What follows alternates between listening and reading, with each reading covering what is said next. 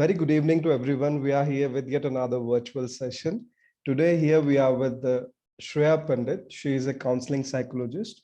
She is graduated with the psychology majors from Mitibai College, Mumbai, and went for masters in the lifespan development and counseling psychology from St. Xavier's College, Mumbai. As part of her training, she has worked with children, adolescents, adults, and geriatric populations coming from different backgrounds. She has conducted various personal as well as group sessions using different therapeutic models as per the client needs, and she is working as a counseling psychologist and running online practice to help people in the different modes in the different sessions.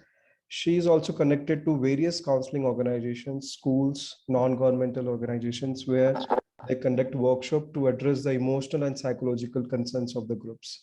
She has a keen interest in gender studies as well as a proper addressing the mental health concern in the community of transgender community in India.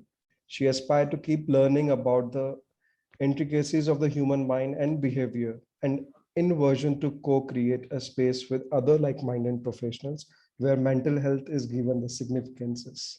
So with this small introduction, I welcome you on the platform On Your Growth. Thank you so much for sharing the time with all of us. Thank you, Bhavin. Thank you for having me. And I have been looking forward to this since a long time. Definitely.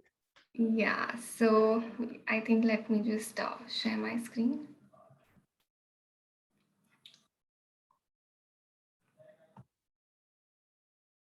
Can you see my screen?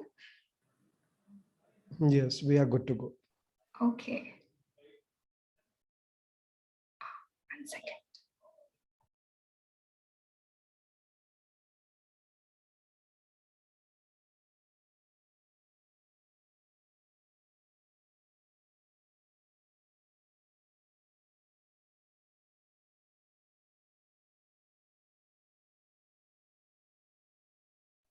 Sorry, it's visible, right? Yes, you can start. All right. Great. So, yeah, like you already mentioned that I have done my master's in lifespan development and counseling psychology. So I would like to begin with why I chose counseling psychology in the first place. Why was this branch my inclination? So what is counseling psychology? To put it very simply, it's a branch of psychology that addresses everyday emotional and psychological difficulties in a very structured manner, which is ultimately aimed at enhancing the well-being of the client, their quality of life. Also, it's a science which is not very deductive in nature, meaning it moves further away from the label. For example, if a client comes to me in the therapy room and presents to me certain concerns, my job as a counseling psychologist is not to reach at a particular conclusion that, okay, the client presented me this, so probably these are the diagnoses that could be inferred out of it. No, that's not my job. My job is to focus on the individuality of the client, pick out the specifics from it, and help them reach to a more functional and healthier place than they are in already. And I would say that this is also my preference in life in general. This is how I like viewing situations, viewing people, wherein I don't associate anyone with one particular label or a defining trait. There's a weightage, of course, like we are more of something, we are less of something, but we have different shades and different colors, I would say. So there are different aspects of our personality which makes us a whole.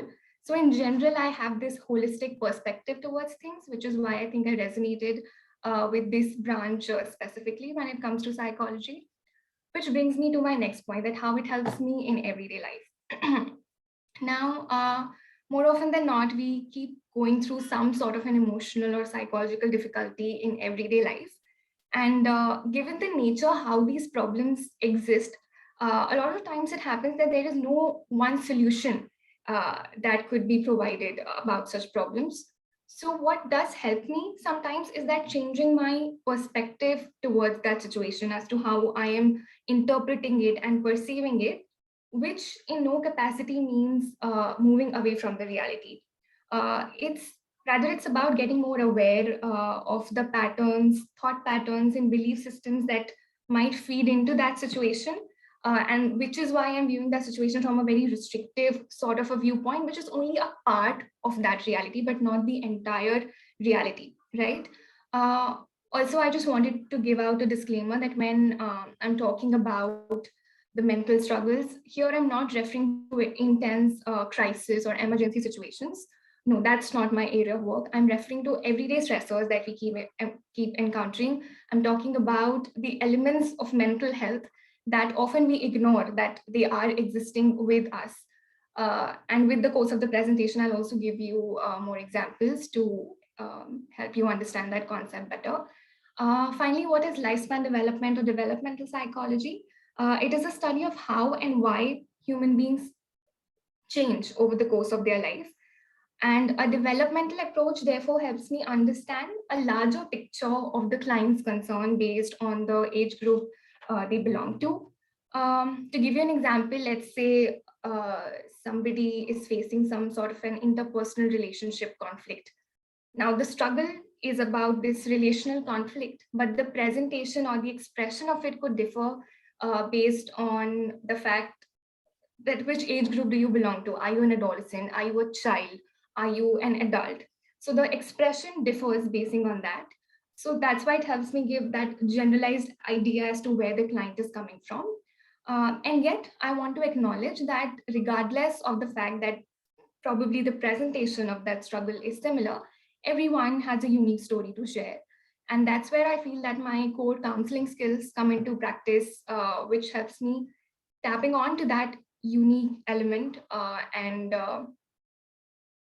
helping the client identify the needs and goals and reaching to a place where those goals could be identified. So that way, I would say that therapy and counseling is a very tailor-made process because clients come from different backgrounds, different personalities, and the intervention is designed in a way which could be favorable for them.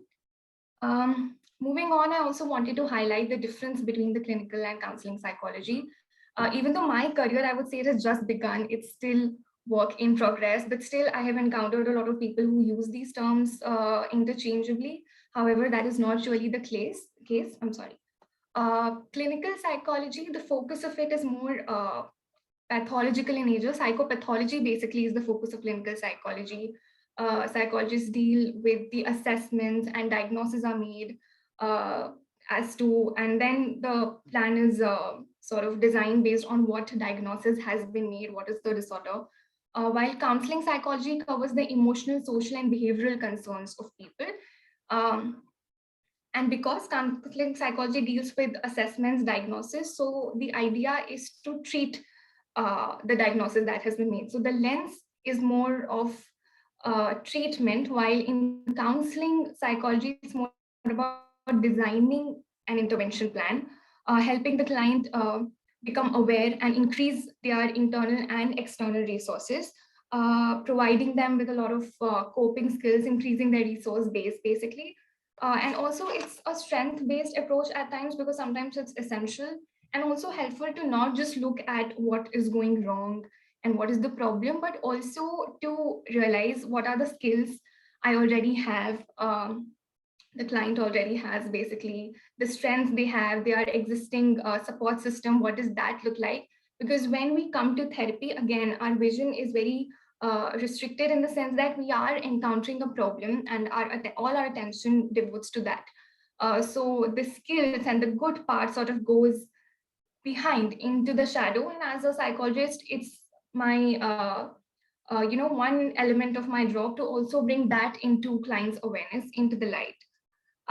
But ultimately, at the end of the day, the combination of both clinical and counseling psychology always results in better management and coping. And also, as a counseling psychologist, you are introduced to the knowledge of clinical psychology, and it's also the other way around, because it's very important to be able to distinguish that probably this client would benefit better out of assessment-based work, a clinical approach. You would be able to identify when medication is required, in which case you can always refer your client to a clinical psychologist, to a psychiatrist in case of medication. And ultimately, you can together work as a team as well, because ultimately the idea of each psychologist is to shift the vision of the client to a more adaptable sort of a place. let's say a client has been diagnosed with a major depressive disorder or depression, like we commonly call. Uh, the idea is to shift their perspective from I am depressed to I have depression. So if you notice the difference when I say I am so and so, I am associating my entire identity with that particular label, right? So that becomes my bigger picture, the reality of my life, that I am depressed. While I say if I have depression, I'm acknowledging the reality. It's very sorrowful and unfortunate that I have depression, but it's still a part of me. It's not the whole of me. And that's why the idea is to sort of, tap onto those other elements also, and help client to move to a more healthier sort of a place. Yeah. Now, I thought it'd be interesting to highlight some of the myths which are associated with therapies and therapists as well, and what actually is the reality. We often hear people say they seek help only when there is a crisis. Not really. I mean, as the saying goes, prevention is better than cure. So why would you want to wait for that, ultimate moment when things have already become so difficult for you? And in that case, therapy also gets difficult because you have gone through so much that you are in this space today, and that is why it will take a significant amount of time to be able to get out of that place. Um, so clients often, and I'm glad that awareness around mental health is increasing these days, and clients often come to therapy when they just want to understand some things, why things are, manifesting the way they are, why do they end up behaving in a similar pattern in some situations, just work around the self work. So there is, I mean, when you feel like it, you can go for therapy. If there is no criteria about seeking therapy. Then there are statements like psychologists do not need therapy, or psychologists can counsel their friends and family members. But again, this is not the case. Maybe because we are exposed to the subject, we know about the existence of certain tools, we know about the concepts revolving around certain theories. Let's say that it is a possibility that we are more aware about certain situations as professionals. Maybe we are more emotionally mature, but we are humans too. And we also want to rely on our existing support system, because it always works better when the other person is providing you that third perspective. That outside vision is very important, because when it comes to your own struggles, it's often very blurry at times, and that logic applies to us as well. um, and why we cannot counsel our friends or family members, because as psychologists, the very essential trait that is required is that of empathizing with your client, which by nature means that you're stepping out of your shoe and putting your foot in your client's shoe and looking the concern from their perspective. Now, when we say that, but still one foot is very much in my own shoe, that means I'm also detaching and distancing and providing an outside perspective as well. When it comes to our own friends and family members, this line of empathy blurs, because there are a lot of emotions involved, right? There is love, attachment, there could probably be negative emotions as well. And it's very much possible that their problems become my problems, which is, and that's why it is not really ideal, because this is an emotional relationship that I'm sharing with them, while the kind of relationship that has been shared between the client and a psychologist is very professional in nature, and that is why it is a complete different story altogether. So as psychologist, it's completely okay for me to talk to other psychologists. It helps a lot of times, actually.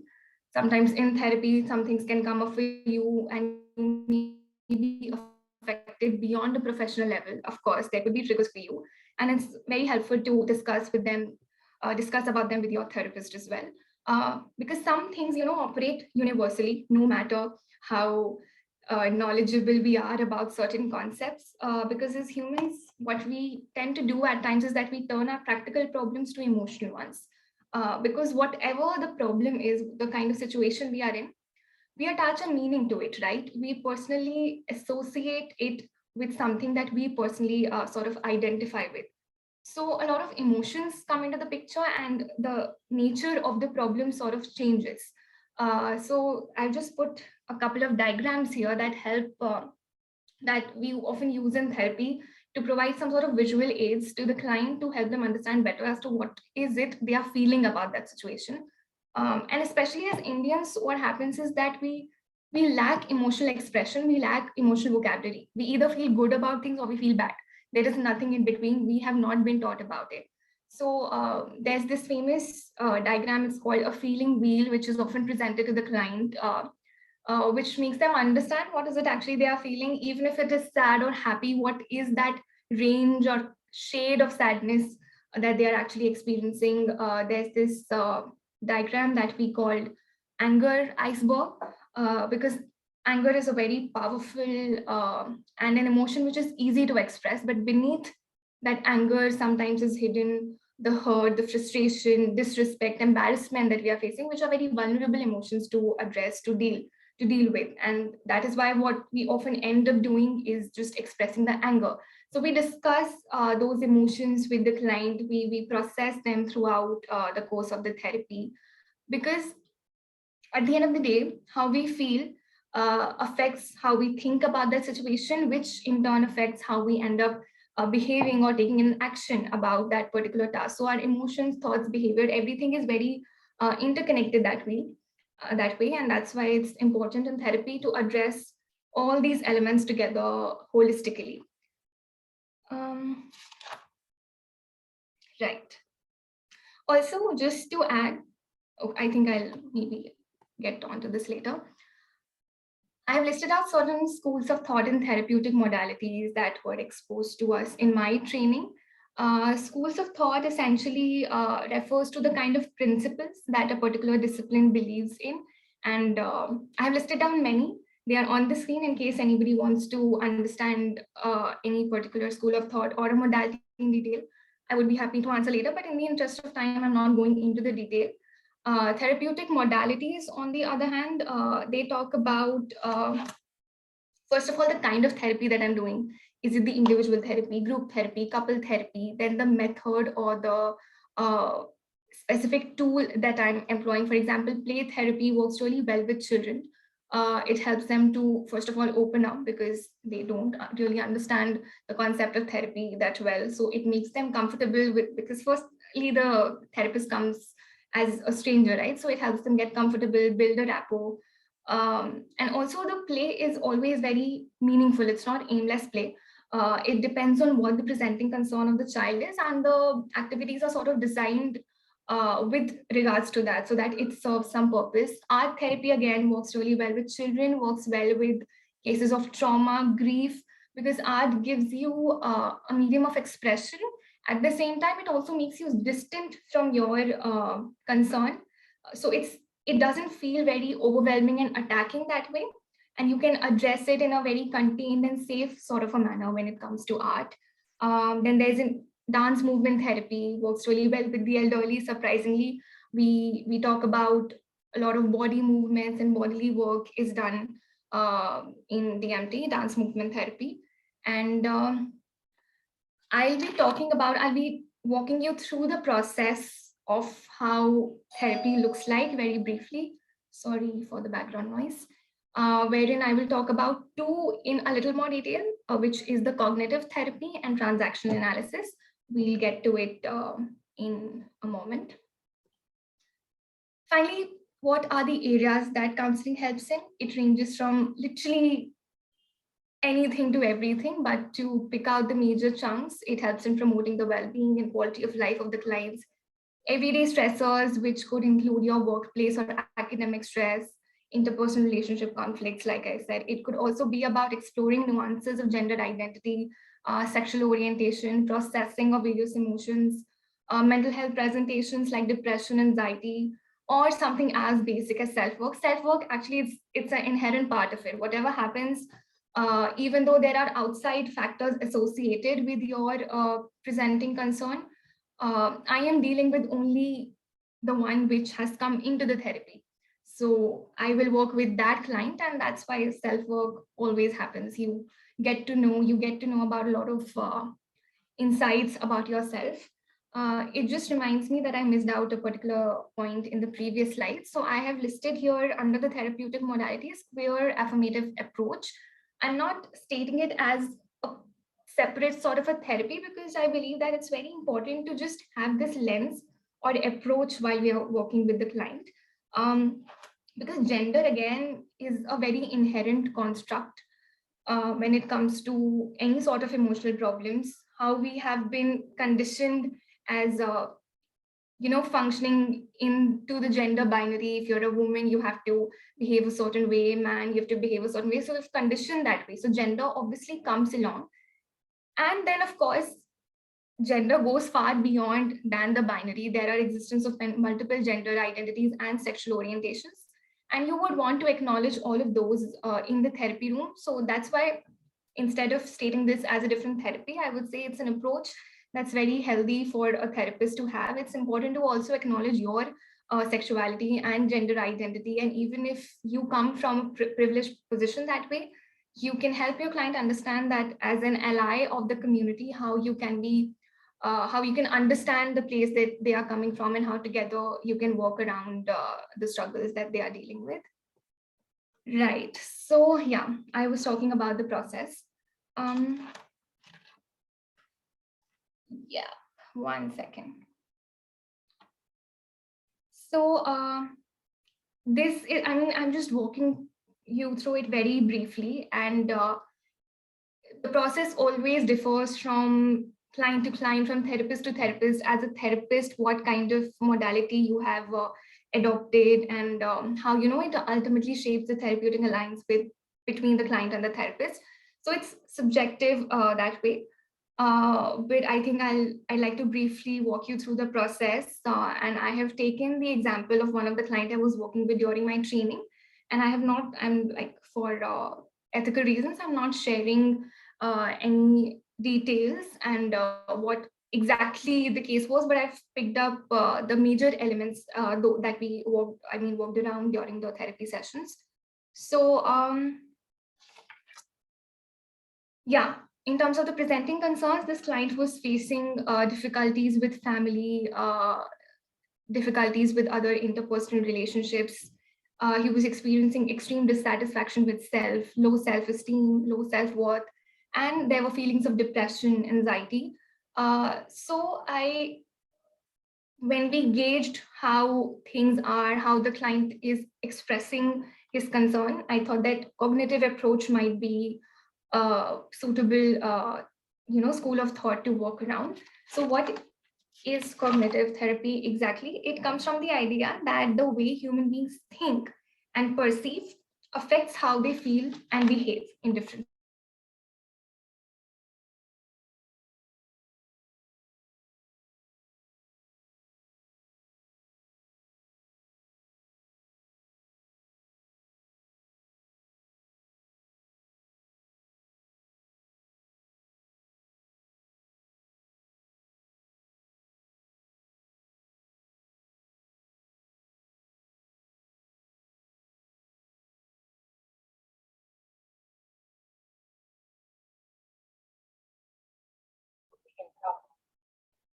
Okay.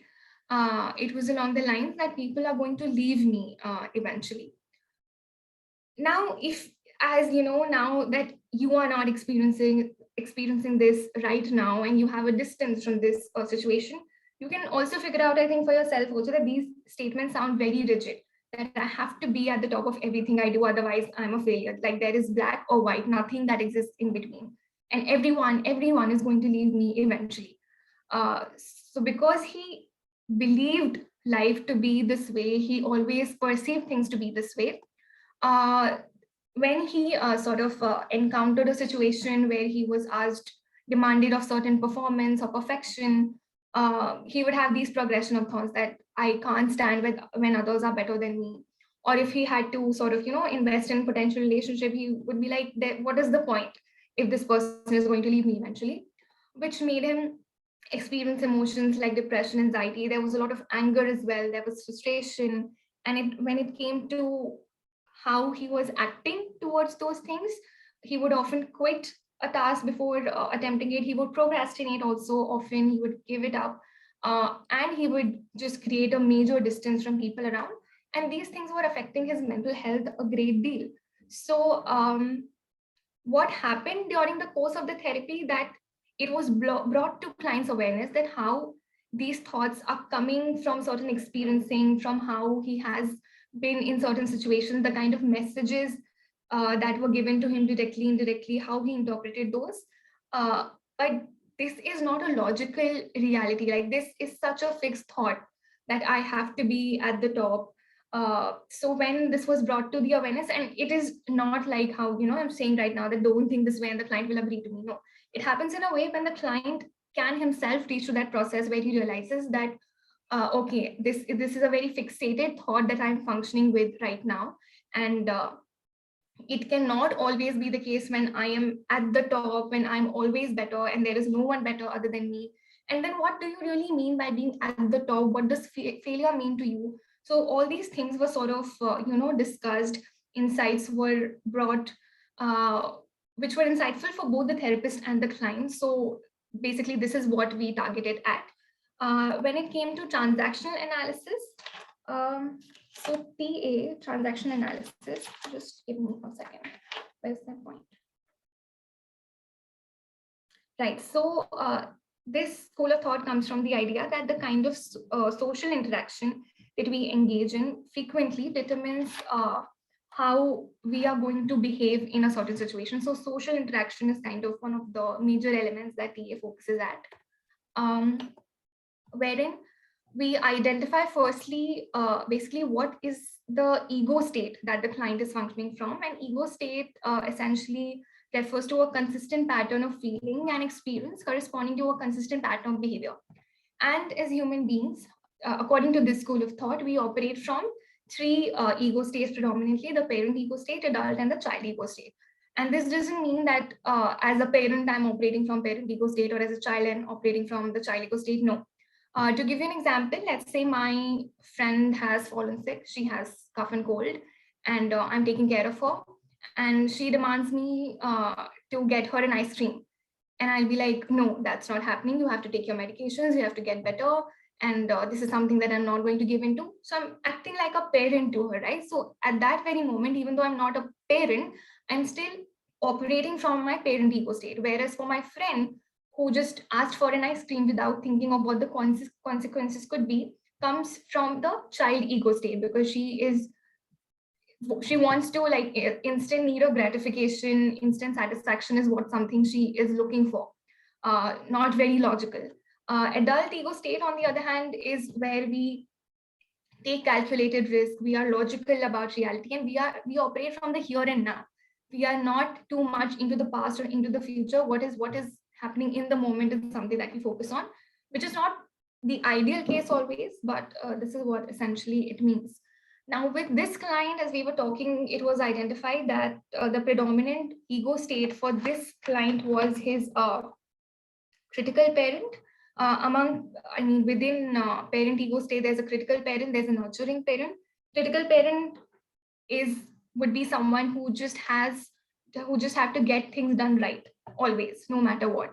And that is why essentially you are creating a lot of rigidity around you in your environment for yourself. So he became a critical parent to himself. And on the other hand, his adapted child was very high. Adapted child, meaning someone who's very passive, withdrawn, feels hurt, very inhibited. You can imagine a child maybe who has, sort of harsh authority figures in life, a child who is neglected. So how that child is going to behave, that is more like an adapted child. So these two ego states were really high functioning for him at that point in time, which was again discussed, that how he has reached to this place and what is the change that he's actually anticipating for himself. And again, like as we went along, he moved from a place of moving from his critical parent to more adult sort of an ego state. He sort of became aware about the actual reality, what his skills are, and that he has not been a failure. He was made aware about the achievements that he have already done in his life, which by logic does not account for him being a failure. An adult is also somebody who's open-minded, open to new opportunities. While he also shifted away from his adapted child to more of a free child. A free child is someone who's very curious, energetic, uninhibited, opposite of basically an adapted child. And he has, my client, the client I worked with, he was very creative in nature, but again, this part of his was just pushed back somewhere into the background, which was also brought to his foreground, to his light. And this happened as we went by. uh, and it's like, it's not an, I mean, it may sound like कि हम adapted say free child में आ गए, okay, all okay now. It is always a process. You keep going back and forth. But at the end of the day, I would say that he has this knowledge right now. He has the resources to sort of work around now if he's in a crisis situation. So that's what basically we are aiming for. Finally, just to highlight some of the career scopes in this field, you can have consultations, you can do individual work, group work. It's helpful to sort of identify what is your comfortable population to work with, the kind of concerns you are comfortable working around. It evolves with experience, but just to have a basic comfort zone figured out helps sometimes. You can get into academics, teach people, share your knowledge, uh, work as counselor in schools, colleges, coaching institutes. It is a requirement in every sort of an academic institution. You can work in corporates because employ mental health, designing mental health activities which can enhance your employees' well-being. That is something that is really paid attention to these days in corporates. Although when it comes to working in HR, with the HR basically, and in corporates, it helps industrial psychology or organizational psychology sometimes gives you an edge having training in that, but it's not a prerequisite everywhere. You can get into research, obviously, and you can work in mental health organizations separately. You can work with, like I already mentioned in the example, you can work with the clinical psychologists, psychiatrists. You can design programs as a team, so that's always an option. And yeah, you can always get back to me if you have any further questions, and these are the places that you can reach out to me. And I think that's about it. Thank you so much. It was a very great and the concise way of learning through you. So my first question is to, like, we'll start with the last slide as a career scope. Sure. So how you feel that consultation should have these qualities in them so they can approach a patient in a very good way? Can you elaborate the question? So what are the basic qualities as a counseling psychologist you see that these qualities should be there as a counselor? I think as a counselor, it's very important for you to be open and accepting as to what comes. It's very important to get away from that judgment, which keeps revolving around you in your daily life, everywhere, mostly from everyone. So you have to be really non-judgmental with your clients. And regardless of what the story is, it's very important to give that unconditional positive regard, make them feel heard, make them feel safe. Because in therapy, first few sessions really go into rapport building. For the client also, it's not really easy to open up to a stranger, open up about something that has really disturbed them. It's not easy to be vulnerable. Again, like I said, we don't know how to be vulnerable. It's considered as a weakness. So just present yourself in a way that client actually feels this is a safe space. And I think don't just do it because it's mandated. It is more helpful if you are actually that way. And client will get to know that way that this person is being authentic. Being authentic, basically, it's very important. Yeah, that's very correct. So next question is like, if a patient comes of schizophrenia, and so how you deal with the negative symptoms? What are your points to deal with that negative symptoms? I think in situations like these, it is also important to include the caregivers, the family, basically the clients, whoever is the client's existing support system, because like schizophrenia in itself is very wide. The presentations of it could be different for a lot of people. What are the symptoms? It could depend. It varies from client to client. And it has a very clinical ideology behind it. There is mechanisms of the brain involved that makes you, behave the way you are behaving. So in that case, it's also important to include the family, let them know what is actually happening. And if that client has to go back to that support system eventually, it's also important to teach them as to how to respond to client if he or she or they are behaving in a certain way. Because in these situations, a lot of things are not under client's control. And as a therapist, sometimes what also helps is actually, because they, like, delusion is one of the symptoms, right? And sometimes things that clients come up with, they are absolutely away from the reality, for which they are being judged by the outside world. So to build the rapport, sometimes you have to give that, acknowledgement that I am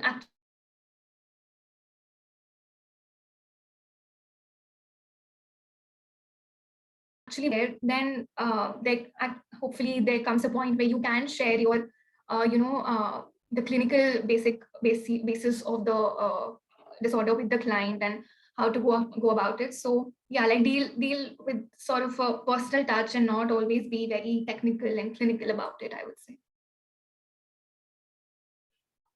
Thank you so much to give your explanation as a counseling psychologist. So my last question would be, what would be your message to all the psychologists or the counseling psychologists who are going to listen to you and make a point or make a note of this session, that these are the things they should carry forward in their practice? Okay. I love that question. And I mean, I feel I'm still very naive to give any sort of advice or a message, because like I said, that my career has also just begun recently. I completed my master's this year. uh, so I think I would say that as a student, I sort of introspected a lot of times that have I chosen the right profession, because you deal uh, it entails a whole lot of responsibility working as a psychologist. You are dealing with stories of human lives, and not very pleasing stories at top of that. So it requires some sort of mental strength as well. And it may so happen that you may just keep going back and forth, that should I go ahead or should I not? And in times like these, I would say that if you are really inclined towards the subject, towards the study, you will know. And that is going to be a moving factor for you to be able to pursue it further and further. And also, what works with clients, it works with us as well. The idea is not to look at any situation from just one angle. There are always multiple angles to a story. When a client comes, he's just bringing one part. Your job would be to highlight other parts as well. And that is why, while it happens when we are studying, we just, because we are learning about very specific stories, specific theories, we just get into the idea that it's going to be so sad and difficult for me. But no, it's worth it at the end. If you are helping another human being, it's a job of honor actually to share the life stories, and together you are reaching a space which is healthier for both the therapist and the client. So it's a two-way process always. You're going to get the support from the clients as well, so it's scary. But if you have that inclination, if you have that liking, it is going to be worth it, I feel. And I'm still learning, but this is what I feel.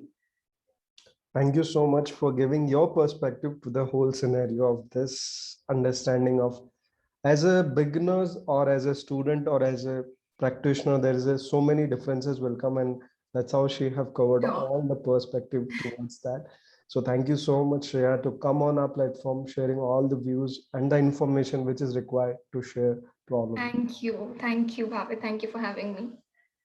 So we'll end our session. Thank you, Shreya. All right. Thank you so much.